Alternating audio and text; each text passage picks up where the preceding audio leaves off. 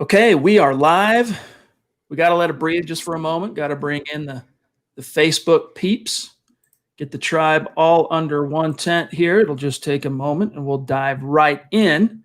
And we're good. Welcome in, everybody, to the Huddle Up podcast, presented as always by Mile High Huddle and powered by Overtime Media.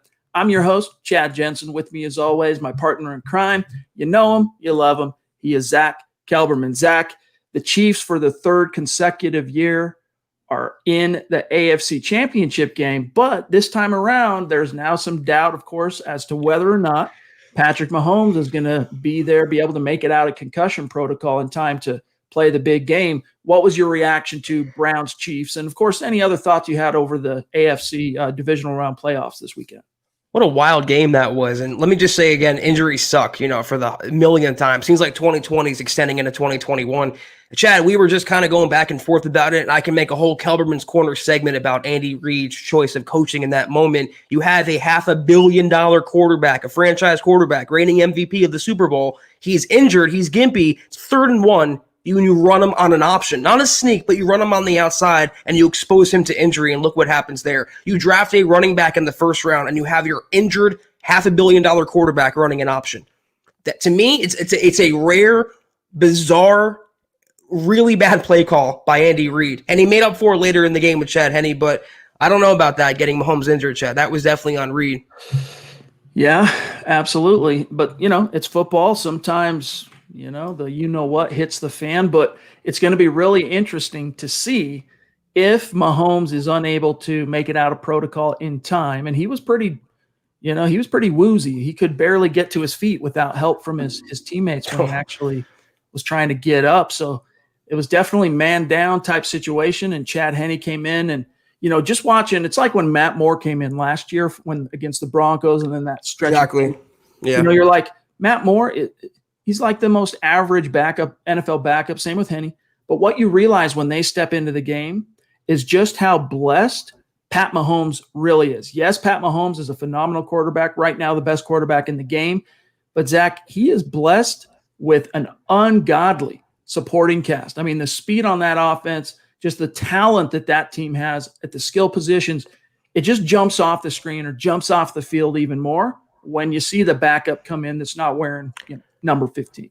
It's also a testament to coaching that the Chiefs can win a playoff game with Chad Henne at quarterback. That was a one-possession game against a tough Browns defense, and Chad Henne pulled it off there because of Andy Reid. It also goes to show that maybe the Broncos should invest in a better veteran backup quarterback, because you never know what could happen when your franchise guy or whoever's your starter goes down. Yeah, I hope Mahomes returns for the AFC title game, because I want to see Buffalo versus Kansas City at full strength. I love to see that matchup, but it was just surprising seeing Reid be so risky there when usually he's so spot on. And I think the best play caller in the NFL risking Mahomes like that was eye-opening to me.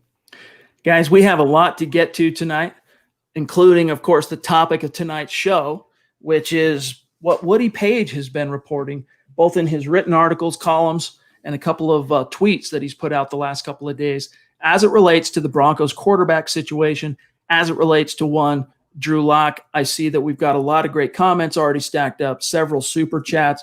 We're going to get to every one of you tonight. Trust, we're going to get there. First, though, we do have to say thank you and say hello to our presenting sponsor of tonight's show, Manscaped. All right, Manscaped back in the saddle with Mile High Huddle and the Huddle Up podcast. Look, 2020 sucked. It's in the books.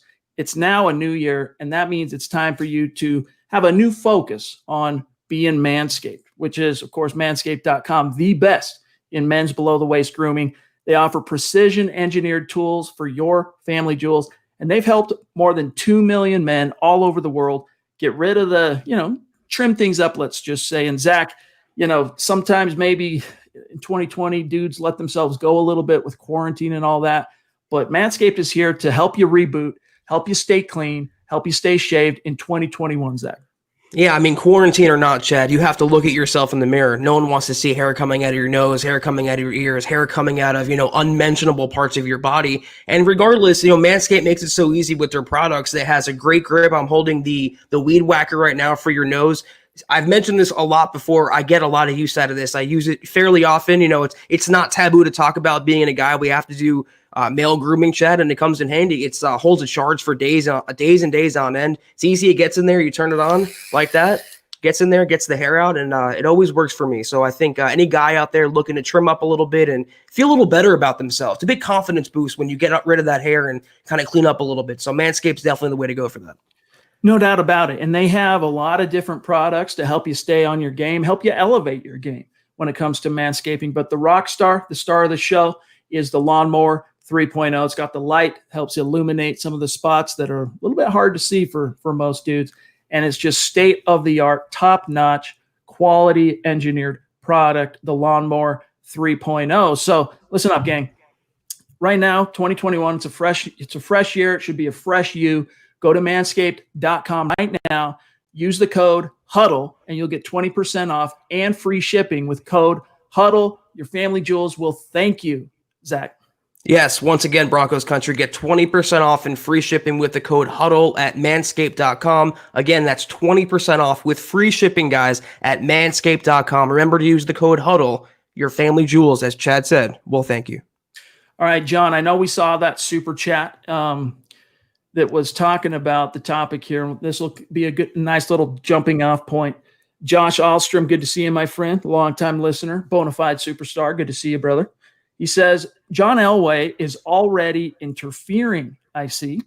The moment I saw, quote, resignation but promotion, close quote, I knew he was still in charge. He still outranks the GM.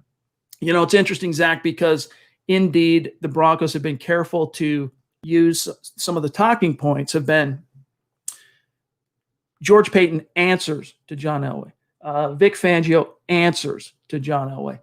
You know, the hierarchy is pretty clearly established. And then we hear kind of, mixed messages, because then we hear that, he's going to be hands off, that he's probably, he moved his office officially, his GM office that he's held for the, the last 10 years that overlooks the field for training camp and the practice field. He moved out of there, moved into one of Pat Boland's old conference rooms and gave that, premium spot to George Paton, because there's a reason why for the Broncos, that's the GM office. But Zach, mixed messages. And I want to touch on this thing real quick, that this topic that Woody Paige has been reporting on the last couple of days. He had a few, like I said, he had a few columns and articles, and I would suggest that you guys go read those. But something today that he tweeted that caught my attention right here is, quote, this is Woody Paige of the Colorado Springs Gazette. He's covered the Denver Broncos in one form or another for decades. All right. Here's Woody Paige, quote, George Paton knew all about Drew Lock coming out of college. I can tell you, frankly, he hasn't studied him since or after he took the Broncos job. He will be studying tape when he gets here full time. But Vic and John are pushing for Drew to get another year with a backup veteran free agent, close quote. So Zach, what's your initial reaction to that? I mean, well, first of all, everyone knew he was already the president of football ops, Chad. That title didn't go anywhere. So regardless of whether, he brought a new GM, and he still maintained that title, and don't focus too much on titles, because he really is giving the baby over to George Paton. He gets to run the operation now, but I wouldn't look at it as meddling or him interfering or, cutting him out at the knees, George Paton. It makes sense that he would get advice and maybe some influence from Elway, considering Elway brought these players and these coaches in. He has some more than just surface knowledge, but he has intimate knowledge of everyone in the building. And for at least the transition period going from Elway to Paton as GM, it would make sense to use him as a sounding board and just for, scouting purposes. And that includes in starting with Drew Lock at quarterback. Obviously, he had Kirk Cousins in Minnesota. He was focused on him. Who cares about Drew Lock in Denver? Now that he got here, I've been saying this for a while now. I said it on the day he was hired. It's his baby, George Paton, now. But I guarantee you in the interview process, Vic Fangio and Elway and Ellis maybe made it clear to George Paton, we would prefer, but it's not mandatory, we would like if Lock remained under center for 21, if he got one more year. But George, it's up to you. My take on this, first and foremost, is what's up, Muhammad? Good to see you, my friend. Appreciate you, my brother. In fact, I know we have a super sticker, right? That's what these call it, super sticker from MHH's in-house male model. Good to see you, my brother. Appreciate your support. And it was great to see you today during Kelberman's Corner. We're going to talk a little bit about that here in a few minutes. But, look, John Elway, I think it's very true that he's basically going to be hands off. And I think for the next little while, you're rarely going to see him at Dove Valley. I mean, not that people really see John anyway, but he's not going to be at Dove Valley at the UC Health Training Center, keeping an open office, doing his thing. I think he's going to disengage, go, spend time with his 7th grandchild. He's got vacation homes in California. He's got a vacation home in Idaho. He'll spend some time away. This is George Paton's baby. And of course, he'll make himself available to anything Paton needs with regard to the transition and kind of taking over the reins. But I think what this really shows more than anything is that during that interview process, when they were talking to, interview-wise, 5 different candidates, which let's just rewind, it included New England's Dave Ziegler, Chicago's Champ Kelly, New Orleans' Terry Fontenot, in-house guy Brian Stark, and of course, Paton. I think one of the, maybe not necessarily a non-negotiable, but one of the strong qualifiers for Elway, for Vic, for everyone doing the interviews, all right, conducting these interviews, was the individual take each guy had on Drew Lock. Is he salvageable? And I say that, but not, it sounds like when I say salvageable, like he's been some kind of bum. I know there's some fans that really view him that way, like Derek here. Bless you, my friend. I understand where you're at, I guess. I mean, I understand what you're saying is probably a better way to put it. He says, I want to see Drew Lock gone. I don't think he was, the dregs of the NFL, like some of his stats, depending on which ones you want to cherry pick, would lead you to believe. But nevertheless, Zach, if Fangio made that one of the qualifiers, which I think they kind of did, my guess is that George Paton was the one that was the most amenable to the idea of giving Drew Lock another swing at the plate. Doesn't mean you don't tweak it at quarterback, go find a more proven, more reliable veteran backup to push Lock a little, also serve as the mentor. But this is really the last hurrah. The 2021, even without Elway as GM, it's really the last hurrah of the Elway vision, because Vic Fangio's back. It's his last chance to really prove that he can keep this job. And I think Drew Lock fits right into that picture. And some fans might not want to hear that, but it's probably the truth. A lot of fans don't want to hear that. And I think George Paton is okay with the status quo for now. And the status quo means retaining Lock under center with a better backup, retaining the offensive coaching staff and Pat Shurmur and Mike Shula. He also knows if things go south in 21, he can fire everyone and rebuild and get his guys in the building, draft his quarterback or sign his quarterback, hire his head coach. So it makes sense not to start the rebuild when you're saddled with guys that it's not going to change. You're not going to fire Fangio at this point. You're probably not going to fire Pat Shurmur at this point. It makes sense to keep most things in place knowing you have a mulligan. He's not going to get any heat at all if things go bad this year, George Paton. He's on complete scholarship for 2021. Next year is on him. That's when the real George Paton era starts. This is a continuation and also the end of the Elway era. That's why I believe, and this is why we've been saying, don't expect a Deshaun Watson trade. He's not going to come in here knowing all of that and knowing how he wants to build a team and make a huge franchise-altering blockbuster move and giving up so much capital and money to Deshaun Watson. It might be disappointing. It's definitely not sexy. It's not going to draw a lot of headlines, but look for a lot of the status quo to remain for next season. Lots more to get to, guys. Real quick, we also got to tip our cap to another sponsor of tonight's show. Everyone knows, everyone loves sportsbetting.com. And if you're not sure what sportsbetting.com is, allow us to clue you in. Right now, gambling legal in the state of Colorado. If you want to make watching the NFL playoffs or the NBA a little bit more interesting, sportsbetting.com is your no-brainer destination, because you get sharp odds and low juice. You get hassle-free bonuses, which you can roll over after one time. And you get 24/7 live customer support. It's always a real human being in the United States. But the kicker, and the reason you want to use sportsbetting.com, is this. Right now, after you make your first deposit, sportsbetting.com will double your deposit up to $300. It's $300 in free bet credits. So head on over to sportsbetting.com/milehighhuddle, sportsbetting.com/milehighhuddle, and capitalize on up to $300 in free bet credits and start 2021 off on the right foot. All right, couple quick things. We'll dive right back in. Huddle Up Pod. Follow us on Twitter at Huddle Up Pod. The main account at Mile High Huddle. My partner, Zack Kelberman, as you can see on the screen here, at Kelberman NFL. Myself, at Chad and Jensen. And then, of course, our producer. You want to connect with Buana Beast, John K. On Twitter, it's at John K. MHH. Also, shout out gentle reminder to check out the merch store. Get yourself a hat, get yourself a Huddle Up podcast hat, t-shirt. There's hoodies, there's face masks, there's mugs, little something for everybody. Another way to support what we're doing here. And Zach, again, we got to remind everybody, if you have not become an official supporter on Facebook of Mile High Huddle, even if most of your time spent enjoying these podcasts, participating in the conversation is done on YouTube, you want to head on over to Facebook, our page, facebook.com/Mile High Huddle, become a supporter, click the big blue button, because you get access to not only Kelberman's Corner, which is every Sunday, it's Zach and it's Kim Becker every Sunday at noon, hot takes that hold water, a little bit different vibe, a little bit different flavor than what we do here on the long form podcast. You got to become a supporter. Plus, we're just getting started. We're going to be creating new shows and different content for our Facebook supporter community, for the subscribers over there. It doesn't mean we're not going to be doing more with YouTube, because we got a lot of big plans for YouTube as well.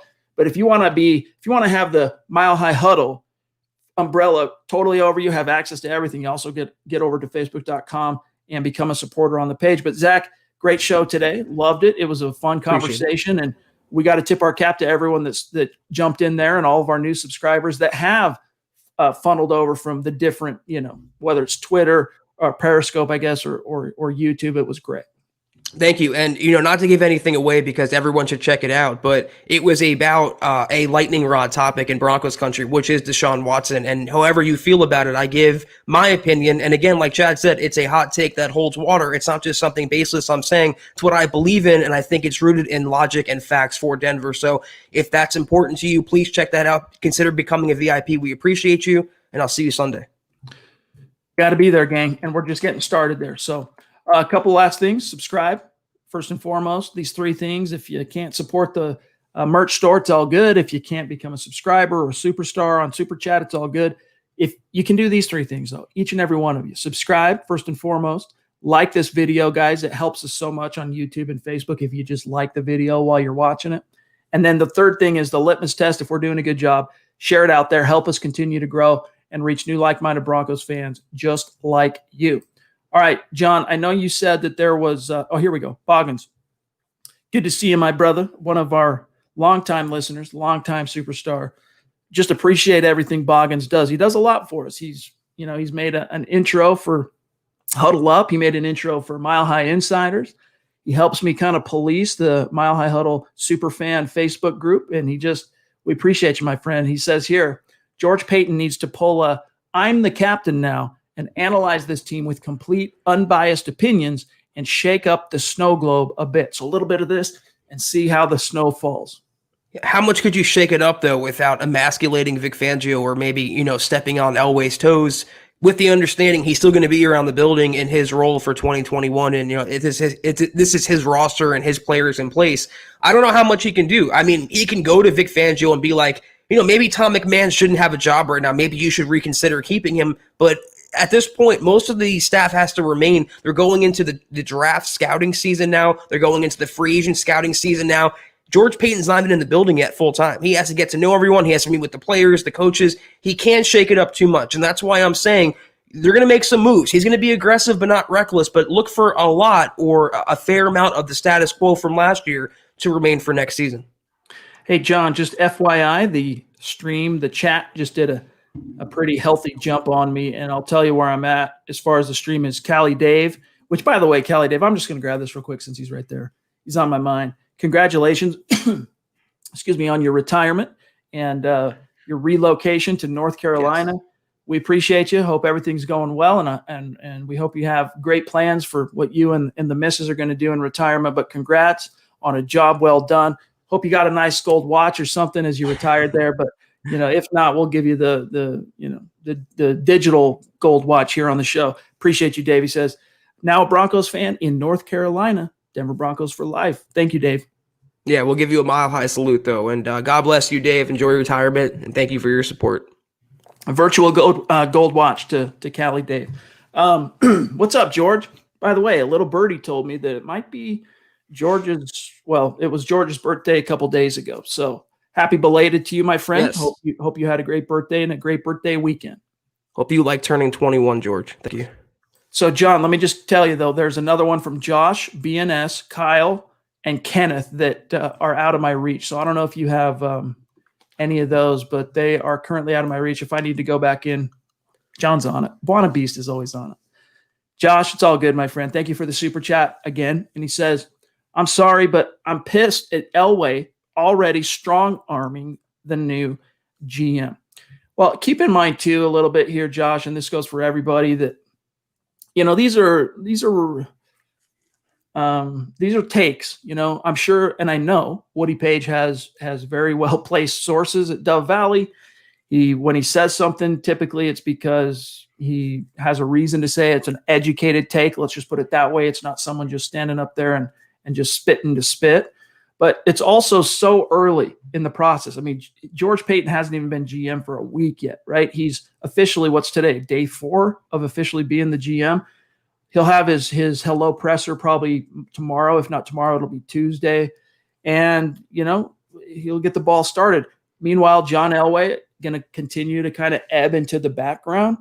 And a lot can change between now and not only free agency, but the draft. And Zach, one of those things is, and I know you touched on it today in depth on Kelberman's Corner, but it went from Deshaun Watson, that whole situation being, yeah, right. Like the Texans would ever in their right mind trade away Deshaun Watson, to suddenly looking very feasible. And here's why I say that. All right, really quick. This is, is there a more plugged in insider than this guy, Adam Schefter? No. All right. Adam Schefter, quote, sources believe Deshaun Watson may have played his last snap with the Houston Texans. And I mean, it's hard to wrap your brain around, but long story short, he wasn't happy with the fact that he was promised he would have a hand in hiring the new GM, at least having a voice in that process, and the head coach.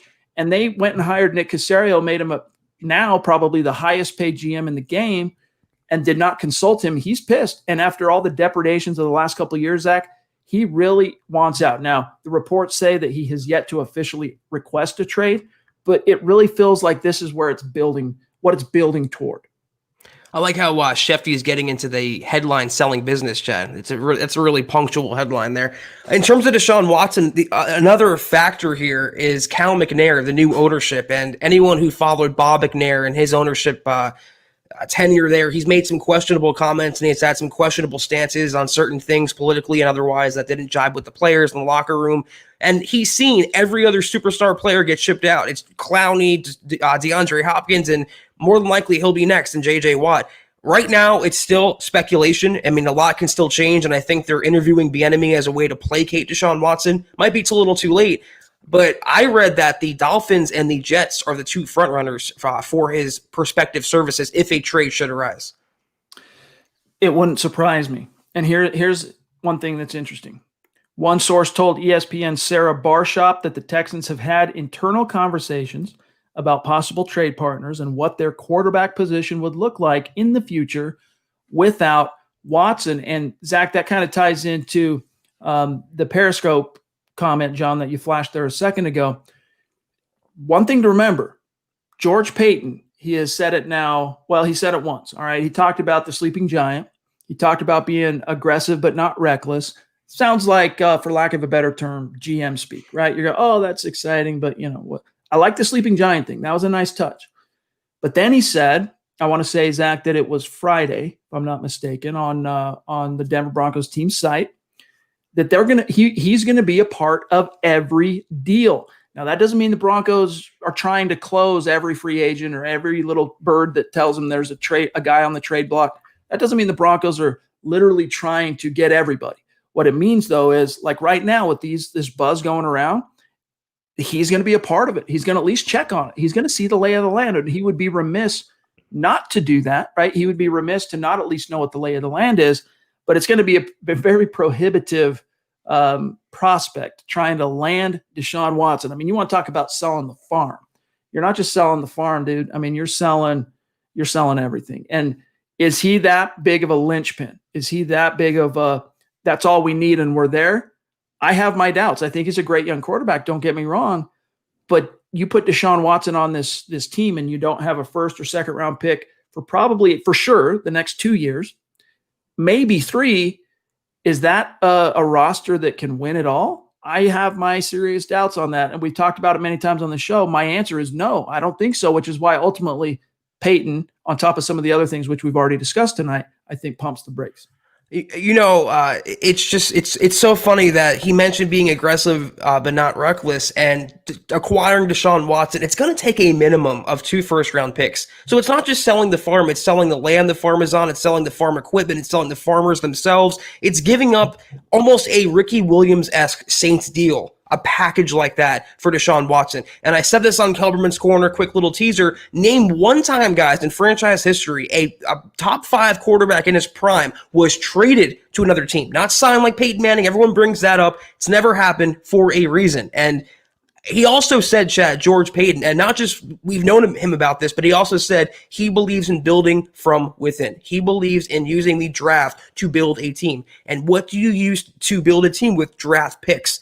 So why would he come in and give away his most valuable assets? And I guarantee you, because Elway was the same way. He believed in stockpiling capital, and draft picks were gold to him. I wonder if he gravitated toward Peyton because he shared the same mindset. It's just, like I mentioned to Kim, if you want to acquire Deshaun Watson in the Broncos uniform, play Madden 21. In real life 2021, it's not going down. I can see Miami doing it, and I mentioned a perfect suitor for him, a team that's a quarterback away from winning a title, or the Niners. You put Deshaun Watson with Kyle Shanahan, that's a Super Bowl contender immediately. That's a team that can make a play for him, and they have a general manager in place in John Lynch who's aggressive, and he has the necessary capital and money to take him on. BNS jumping in. Appreciate you, my brother. It's good to see you. He says, like Tannehill, I can't imagine giving up on Locke. Him ending up in Vegas and Chucky turning him into a playoff caliber quarterback.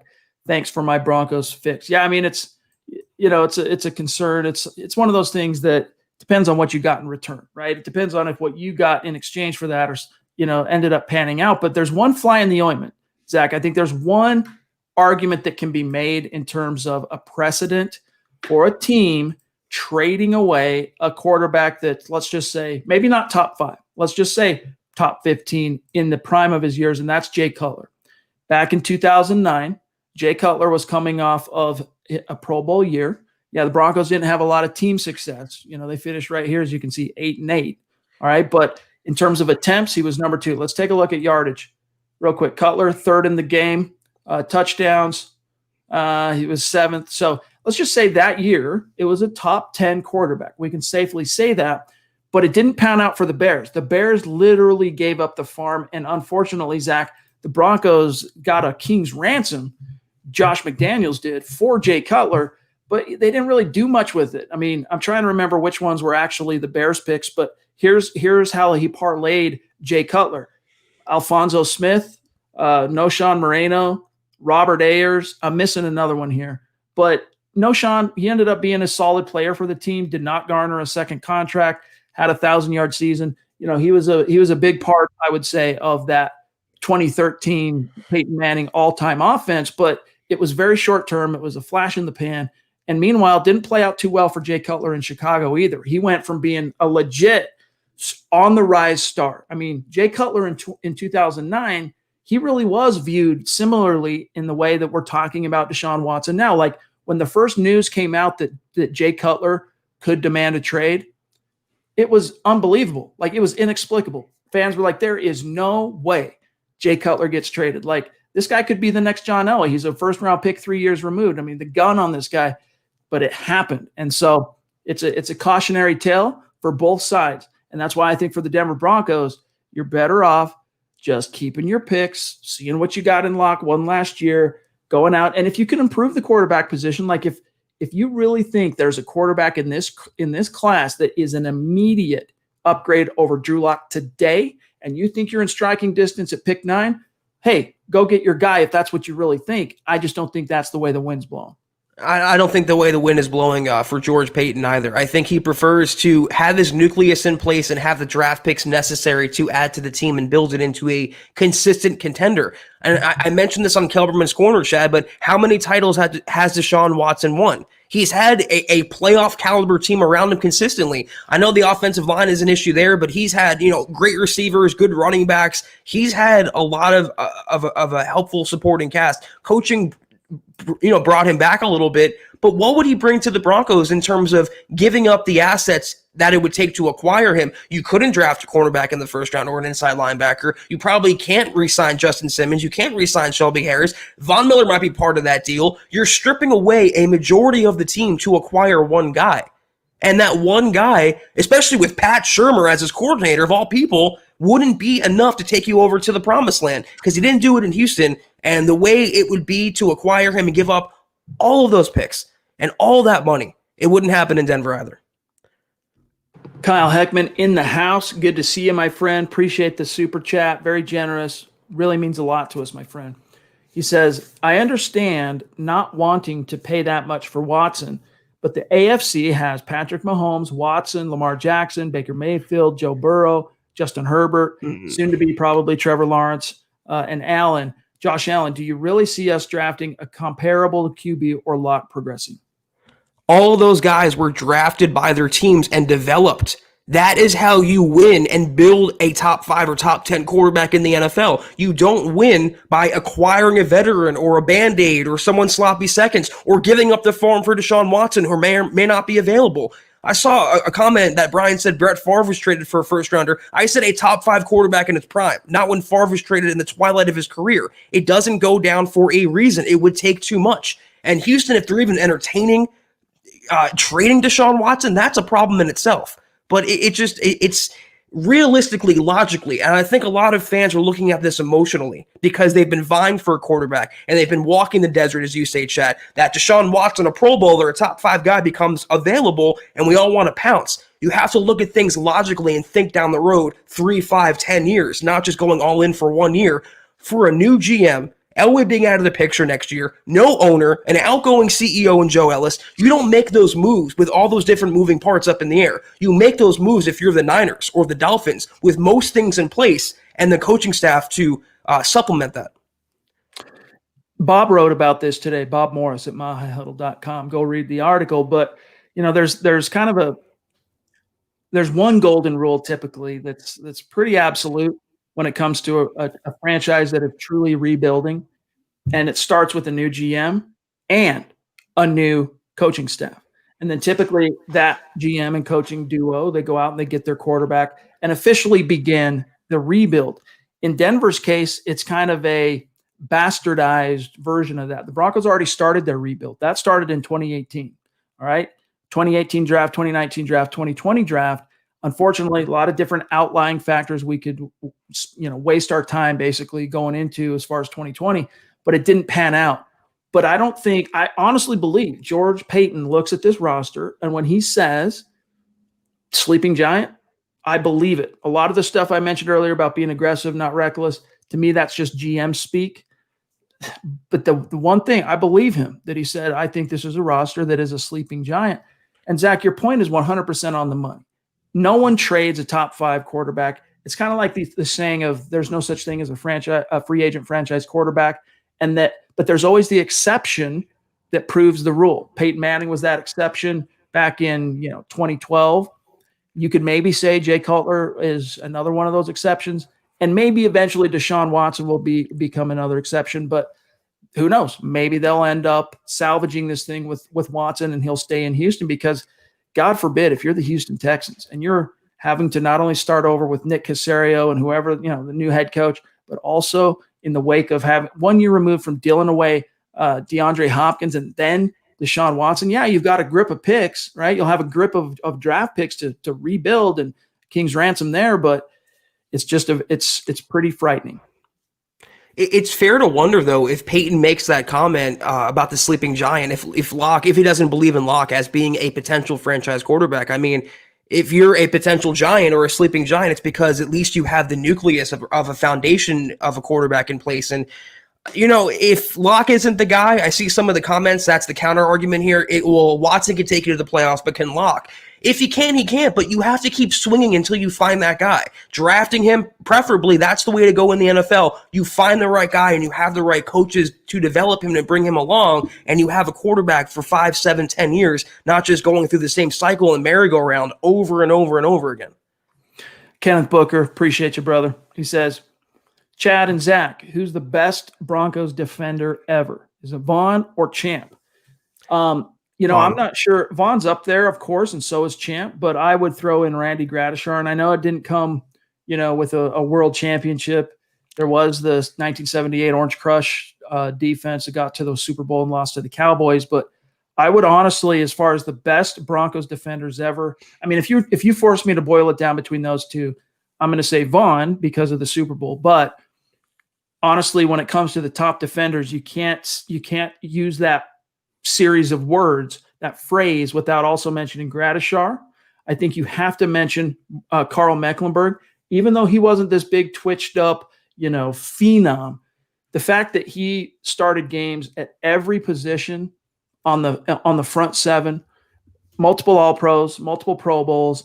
This is a guy that is maybe just below Randy Gradishar in terms of snub for the Hall of Fame, deserving of the Hall of Fame.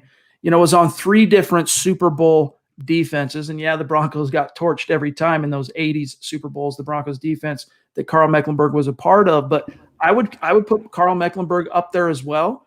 And, but I guess between those two, I'm probably taking Vaughn, but it's pretty close. It's pretty close to me between Vaughn and Champ.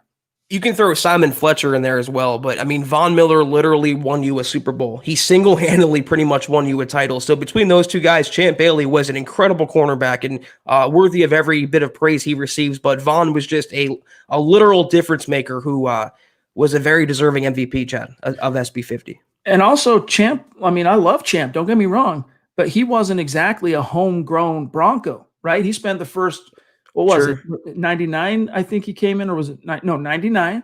He came to Denver 4 or 5 years later, right? From Washington. So I'm gonna stick with probably Vaughn on those two options, but I'm gonna throw Randy Gradishar up there as well.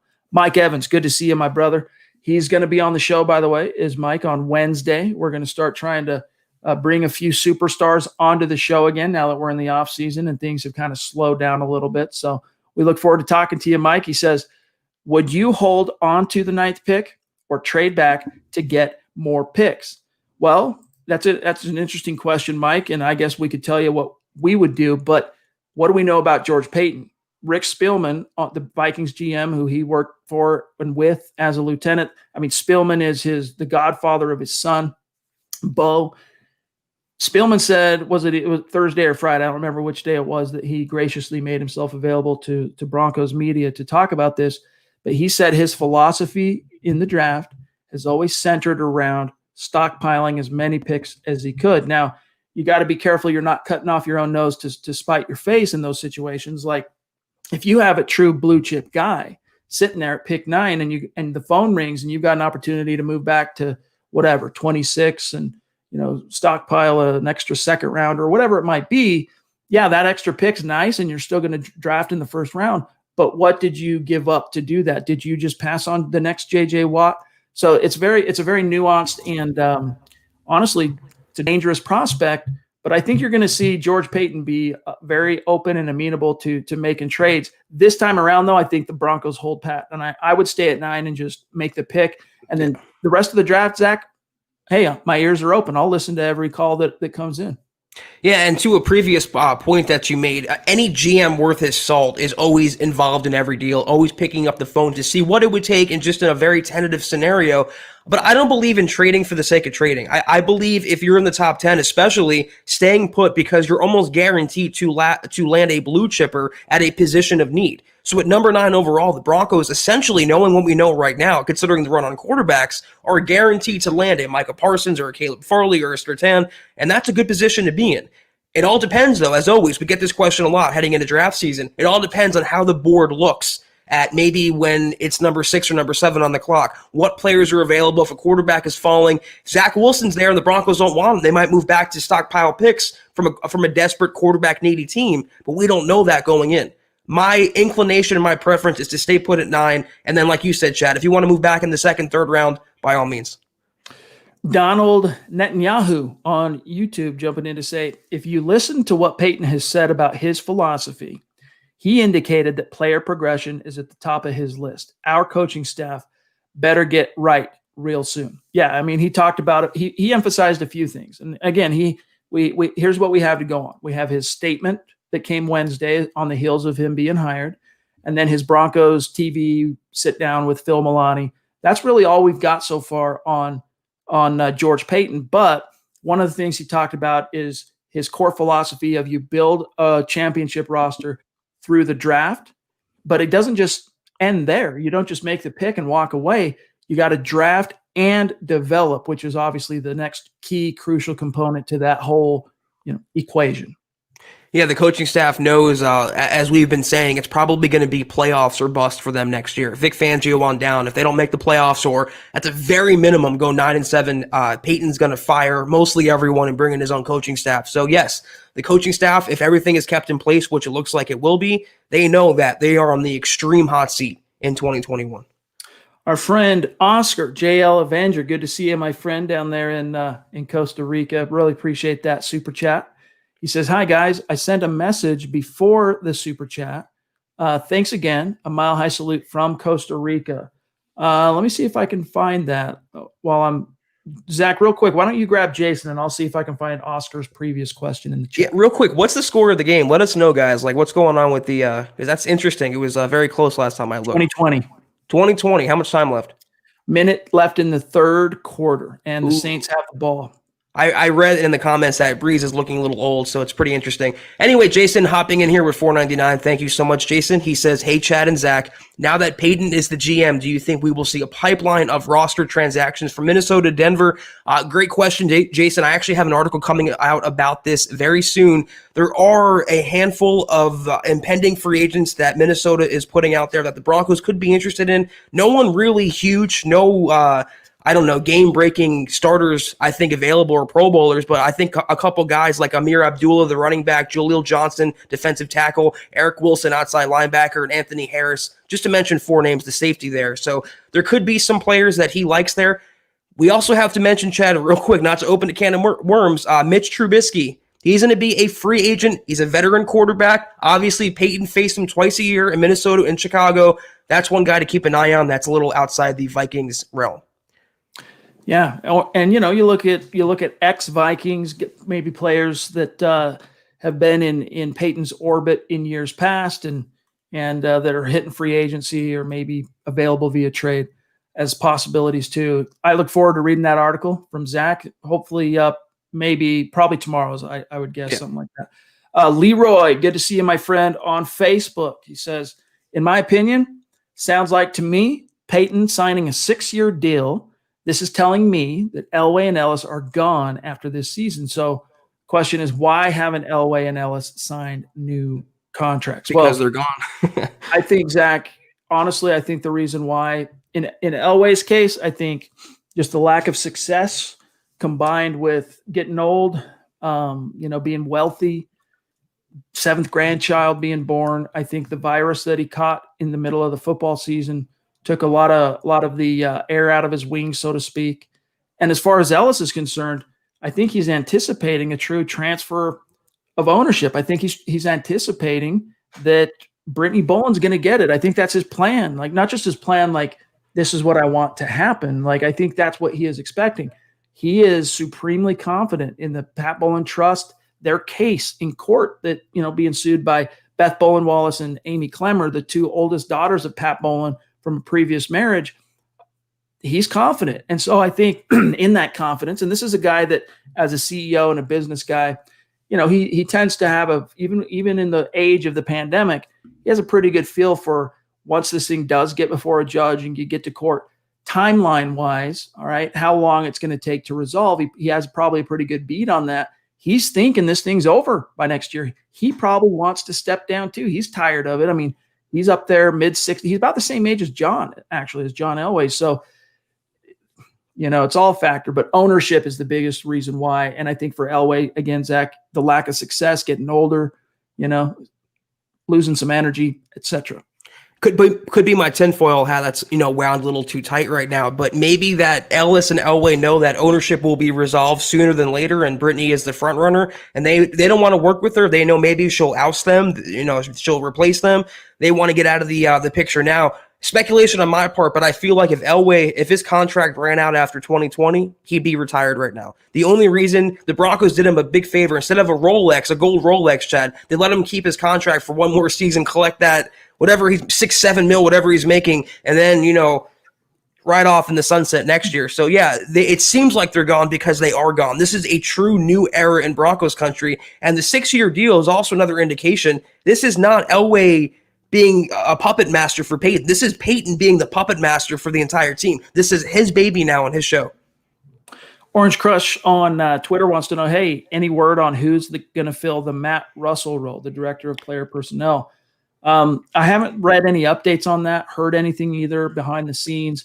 Last I heard is that don't sleep on it potentially being still possibly a Champ Kelly. And I know that the Broncos, the rumor is, the buzz is, they're looking to make that a diverse hire. They're looking to bring in someone that is black, that represents, 75% of the roster is black, and they want someone in their front office that represents the product on the field. And so don't sleep on Champ Kelly. There's a few other options out there, but I'd be okay with that. I had my doubts about Champ Kelly as the GM, but I think he'd be a really good right-hand man for George Paton. But that's a position Paton himself is going to fill. So it'll be interesting to see if his vision for that kind of jives with what we heard from Joe Ellis, a week ago. Is it fair to say, though, that if the Broncos wanted to hire Champ Kelly, considering they interviewed him multiple times, he'd be hired by now? I think they have maybe other coals in the fire they're working on right now and trying to see if they can land that guy. I can't recall his name. I saw a report. It might have been Mike Kliss that mentioned someone in the Vikings front office, George Paton has his eye on importing from Minnesota. So I believe the first instinct here is to get someone he's familiar with as his right-hand man, as his Matt Russell. Could be Champ Kelly, but I'm starting to think, Chad, the longer that goes on, the longer he's not hired. No news is bad news for Kelly. Yeah.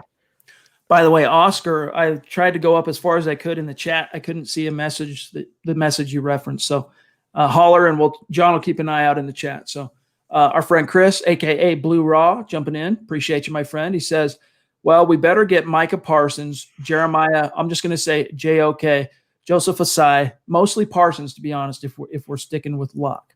Yeah, I mean, he's talking about off-ball linebackers, and I know J.O.K., he's kind of a hybrid. He's a guy that some draft nicks peg as an inside linebacker, some kind of peg him more as a box safety like a Jeremy Chin. We'll see, but I'm going to be A-OK at pick 9, if it's Parsons, Farley, maybe Surtain. We'll see how the board falls, but it needs to be one of those big time. I mean, the cornerback is the biggest hole, but that doesn't mean you necessarily reach. If it's the right guy there, you take him. But I think if you get a Micah Parsons falling to you at pick 9, that's just not a gift horse you look in the mouth. Right. Yeah. Can we call him Joke, though? I'm going to petition and call him that. It's just a little easier, a little less wordy. So I think Owusu, he's a little better in coverage. And I haven't, like Chad, we really haven't jumped headfirst into draft coverage just yet or scouting his prospects. But right now, very tentatively on January 17th, if they're at number 9 and you have your pick of anyone between Caleb Farley, Micah Parsons, even Zavin Collins if he rises up the draft boards. But you need an inside linebacker. You need a cornerback. And this is the ideal scenario, Chad, where best player available kind of intersects with drafting for need. BNS in the house. Good to see you, brother. He says thank you. He says, at the very least, we can get JOK at 9. We need defense. I'm going to need to do a little bit more film study on JOK because I know Nick Kendall likes him, but he has his doubts as to whether or not he'd be a pick 9 caliber guy. Like if you trade back, like we talked about earlier, if the phone rings and you have a chance to move back to low 20s, something like that, it would be a pick that would probably make a little bit more sense there. But we'll see. He's a really interesting player. Definitely a guy that could help this defense, no doubt about it. And that's a guy who's probably going to test well at the combine or whatever constitutes the combine this year in the pre-draft process. He could rise up the draft boards, but right now that's a little too rich for my blood using the number 9 overall pick. They want to move back if Parsons is off the board. They're dead set on a linebacker. I'm fine with it, but if Farley's there, it's going to be a lot to convince me to take, JOK over him. All right, we are sitting here at about 50 minutes. We have quite a few patiently waiting superstars to grab here before we dip out. So let's try and rapid fire these, Zach, so that we can get to everybody tonight here. And starting with Fat Cats, good to see you, my friend. Appreciate you. He says, with all the noise in the media about Vaughn, does this change our draft need more to rush, linebacker, edge on the chance he doesn't come back, in your opinions? Yeah, we haven't really touched on that as far as, our overall view on the Von Miller situation as a publication, Mile High Huddle, is we're not in the business, and we're not going to get into the business of speculating on whatever this criminal investigation is. We don't know. The only thing we know on that side of things is that he is being investigated on a criminal level by Parker PD. Parker PD confirmed that to 9 News, to Mike Kliss. So setting that aside and just recognizing that he's under criminal investigation, Zach, at a very inopportune time, right? With a new GM coming in, already questions surrounding, even if there hadn't been a GM change, questions about will the Broncos stick with his $17.5 million base salary? It's a team option. Yes, he's not a free agent. He's under contract, but the Broncos have the option to either pick up that last year or not. And so it's very tenuous situation that Von Miller suddenly finds himself in, at least with regard to the Broncos. Now, if the Broncos ended up moving on from him, it's probably not going to be much skin off his teeth in terms of, football, because someone out there, we talked about this, Zach, I want to say at some point last week, we touched on this. There are going to be teams out there lining up to pay Von Miller, even coming off an injured season like this, depending on how the medicals check out, for teams. So he'll land on his feet one way or another, but I think it does move edge up a little bit in terms of priority. But you still have Bradley Chubb coming off a Pro Bowl year. You have Malik Reed, who Vic Fangio said is just getting started, like he's just scratching the surface, actually led the team in sacks, by the way. Malik Reed did, not Bradley Chubb. And then, it's kind of falls off a cliff from there. You could bring back Jeremiah Atachu. He was kind of meh to me this year in terms of what he brought to the table. So it's a need. You do need to add some edge depth, but the question is, are you looking to spend a premium round pick? Definitely, to me, not a first round pick. Even if Vaughn ends up getting the boot, I don't want to spend a first round pick there. I'd look more in rounds 2 and 3 to see what might be available. First of all, I don't want to speculate on the ongoing investigation. That's a personal matter for Von Miller. And let me just advise everyone, before jumping to conclusions and informing opinions, let the facts emerge from this case. I tend to think he'll be okay, but that's as far as I'm going to go on that. In terms of him with the Broncos, they're going to have to make a decision, Chad, relatively soon, by the first day of the new league year, which is March 9th. So they got to decide whether to pick up that option then or decline it and maybe look to move on.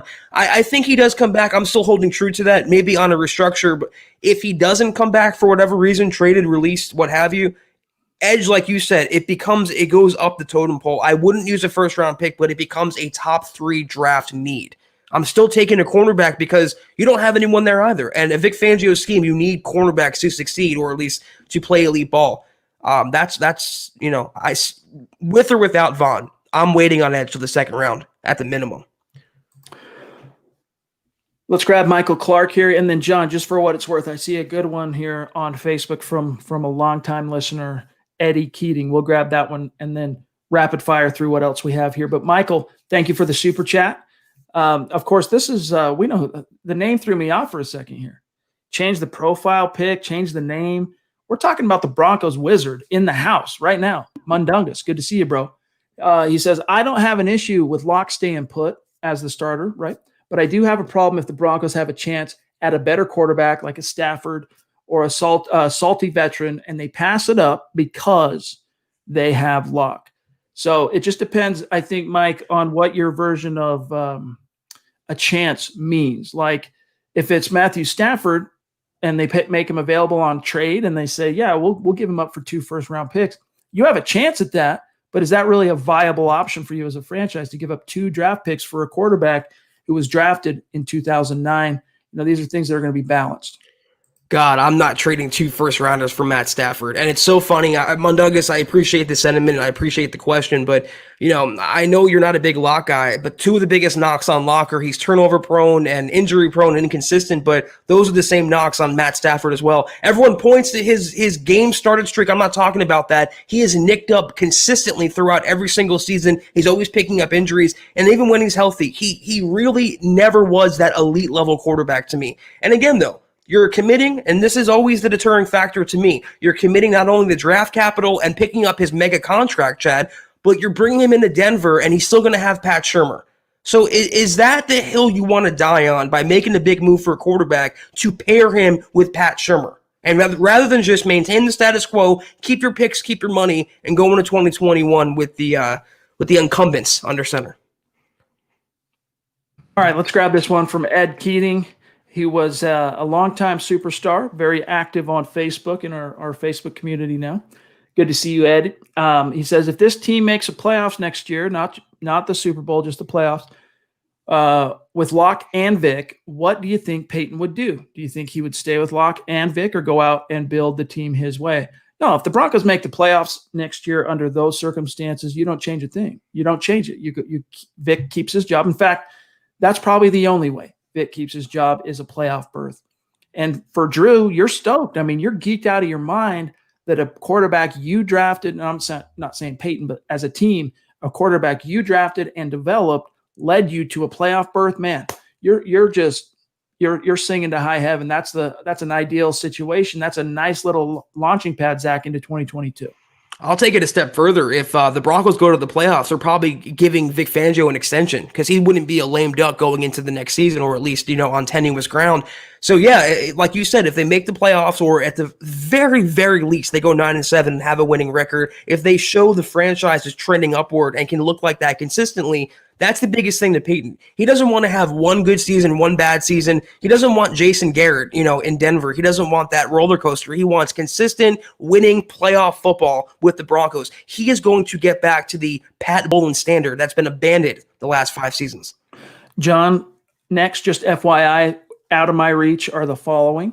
Geo, the Belichick podcast, BNS, and then I've got John Houston in my stream here. So let's start here with Isaac. Good to see you, my friend. Appreciate that super chat. By the way, reminder to all of our superstars here on Super Chat, make sure you connect with us on Twitter. We like being able to keep the conversation going there with you and shouting you out after the show. But Isaac says, what's up, Chad and Zach? Probably not a question you guys want to answer, but which veteran quarterback would you guys like us to bring in? For me, it's an Andy Dalton type. It's a Ryan Fitzpatrick type.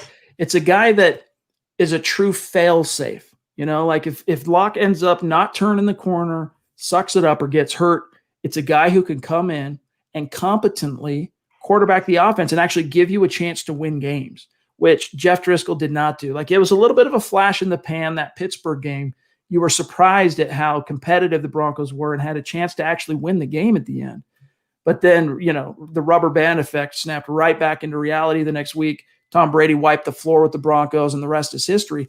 The Broncos need a true, competent veteran. Those are the 2 guys right now jumping out that I would like. I don't want a Matt Ryan. I don't want a Matt Stafford, because you got to, again, similar to the Watson thing, just add a decade. You're giving up the farm to get either of those guys. Well, as the resident Stan, let me just throw out there Dak Prescott. I can dream. I have hopes and dreams as well. I mean, it would be great if he hit the open market. It'd be great to get Dak Prescott in Denver. But among the veteran types, I don't want Trubisky. I just think he's way too inconsistent, and he doesn't offer franchise upside. I don't want Fitzpatrick. He's a little too injury prone, turnover prone.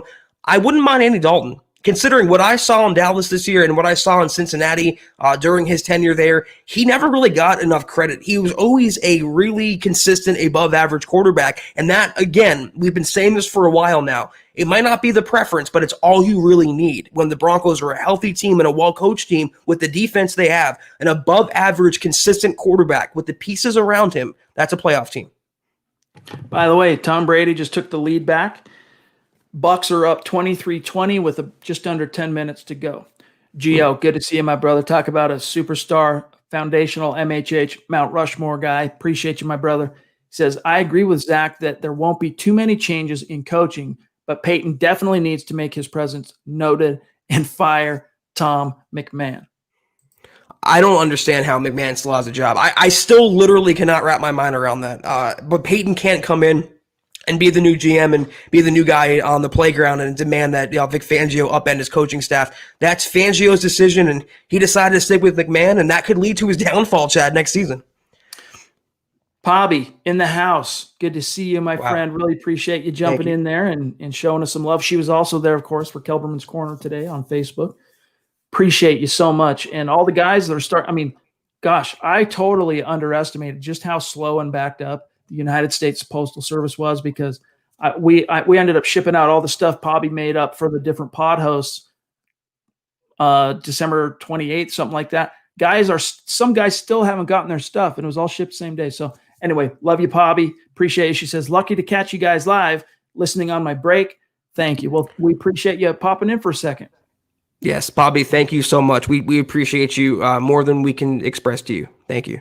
All right, we've got Belichick's podcast is all I'll say on this. Got a little naughty word in it. So Belichick's podcast says, what do y'all think of Zach Wilson? Right now, he's my QB2 and better than Locke. What do you think it would take to trade up for him? Zach, I know you like Zach Wilson. I do.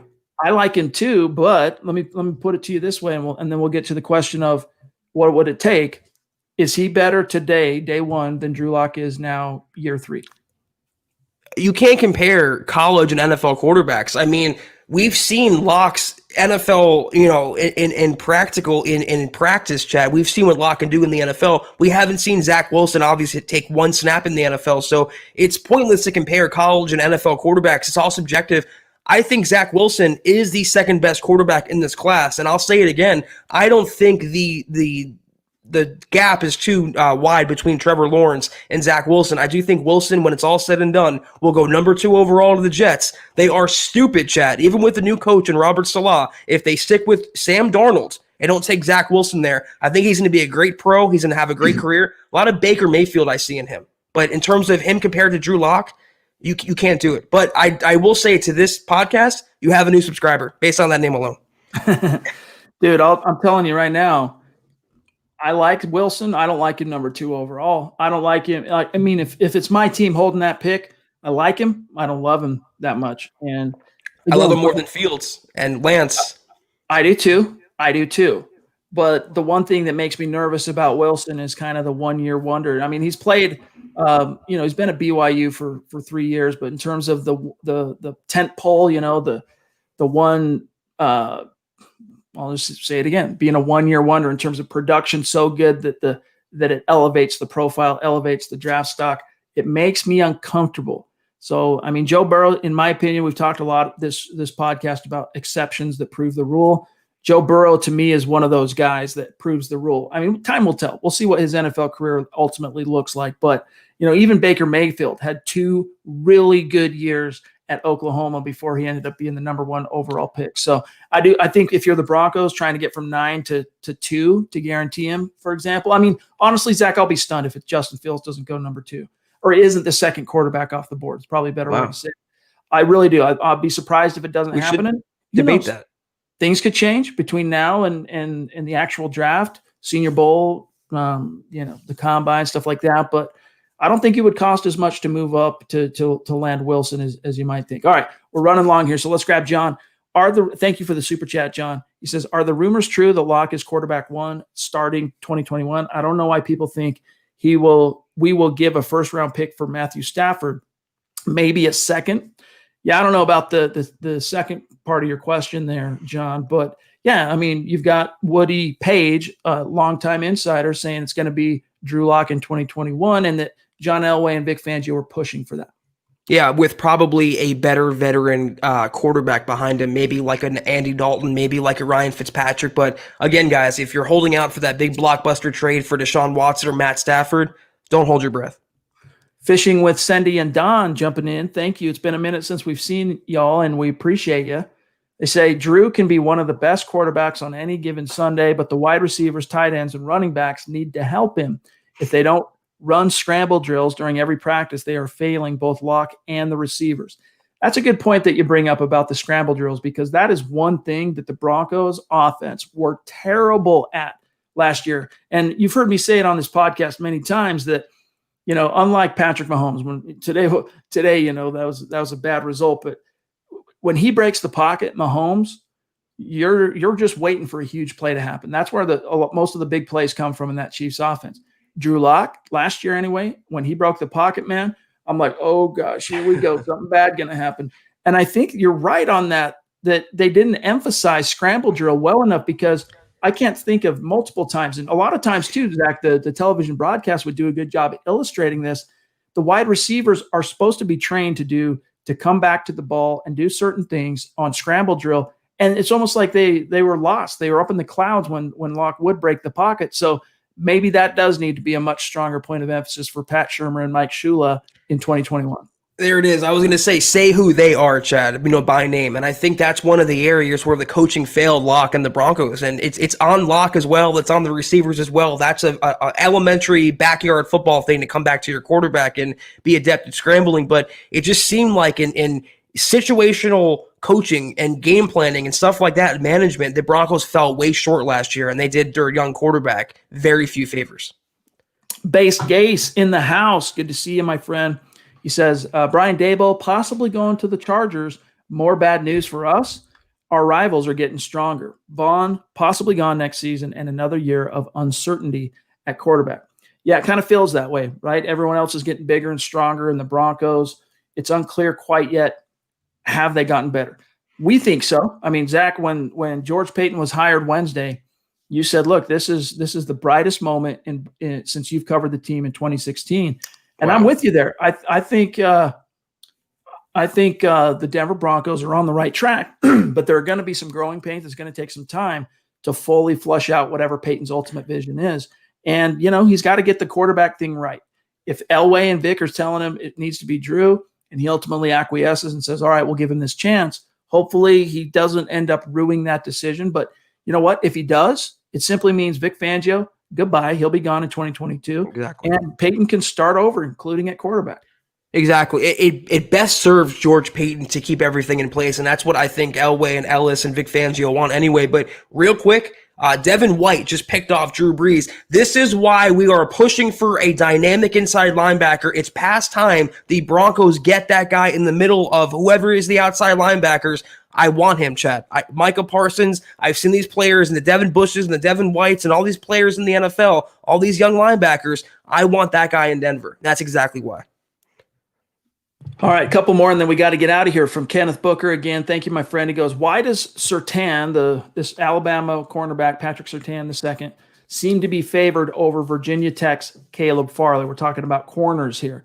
I don't know what you're reading there, but what I have heard is that there are some teams that have some pretty serious misgivings about the opt-out players. So the studs that had, first, second round caliber buzz going into 2020's college football season, like Farley, like even Micah Parsons, who chose to opt out, that's actually costing them, or could end up costing them, a lot more in terms of draft pedigree, or draft stock, I should say, than they might have originally realized. But at the end of the day, I mean, look, we talked about the other day, Joey Bosa didn't seem to hurt him too much.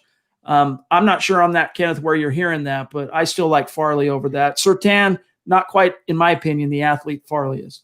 It's Surtain has the higher floor, whereas Farley has the higher ceiling. And you mentioned one reason he played at Alabama, so he has name recognition. And also, look who his father was. That's also going into the favoring and why he's more of a household name. But for the Broncos defense, Farley just fits a Vic Fangio system a lot better. And if he's there, you make a great case for him to be the 9th overall pick.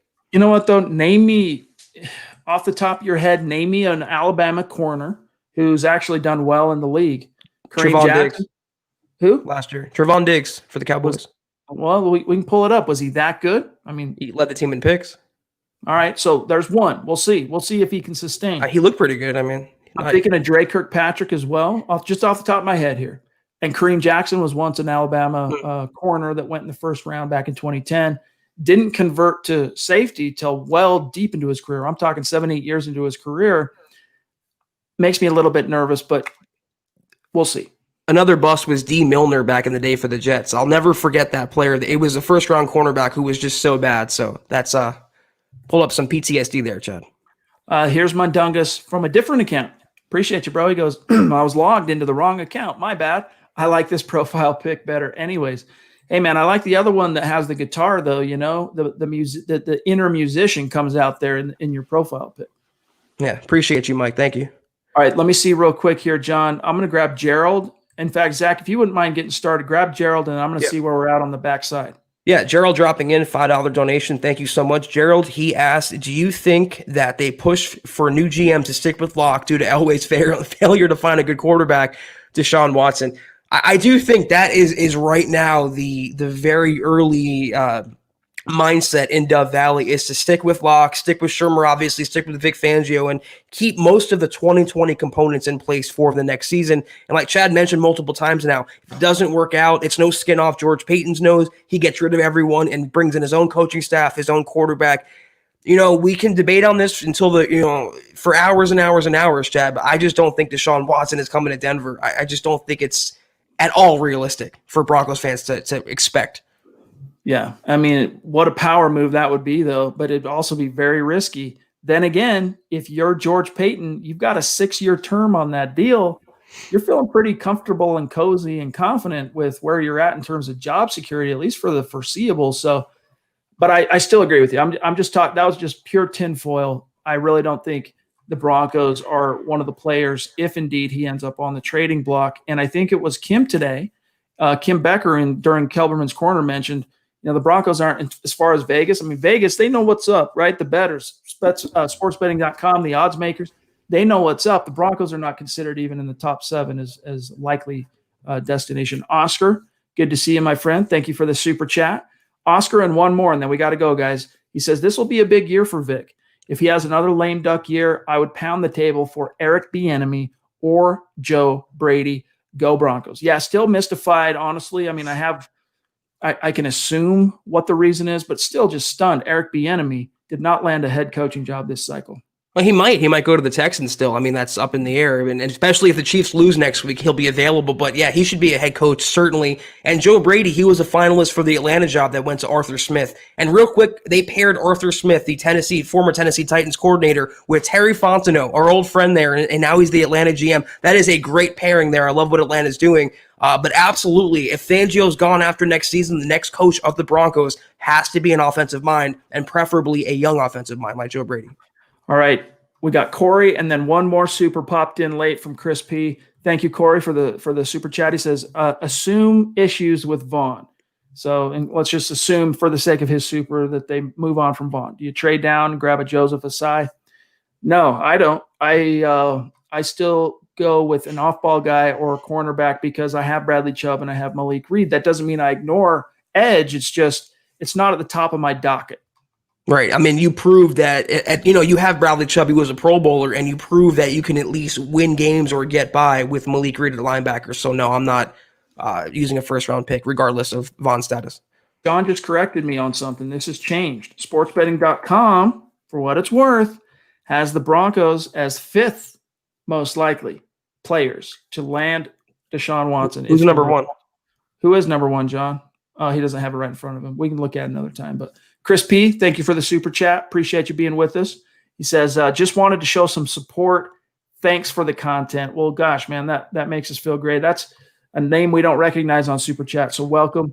Thank you. Yes. And tonight, Zach, another night full of super chats that were from newer names, people that we haven't noticed or seen before on super chat. So welcome to all of our new listeners as the channel continues to grow on YouTube and the podcast audience.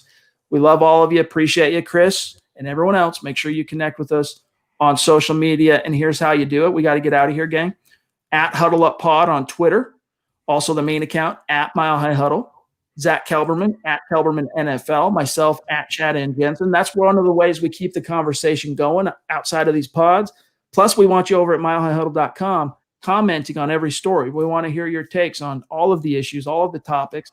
And if we, have a take of our own that you take exception to or you don't like, we want to hear it. So those are the two places. Keep the conversation going. But guys, we got to get out of here. So have a great start to your week. we'll hopefully hear from George Paton either tomorrow or Tuesday. Zach, have a great week, my brother, and sign us out. Yeah, Chris, anyone who's a new member or a first-time donator tonight, please, if you have a question, drop it in either tonight or tomorrow. We'll be back on the air 6 p.m. Mountain Time tomorrow night, Chad. I'm looking forward to hopefully gleaning more about George Paton and at least knowing when he'll be introduced. I think it'll be Tuesday, but as things go forward, we'll have maybe more of an indication who he might be bringing in, how the wind is blowing in Dove Valley. So we'll see you guys then. Thanks for tuning in tonight. And as always, go Broncos.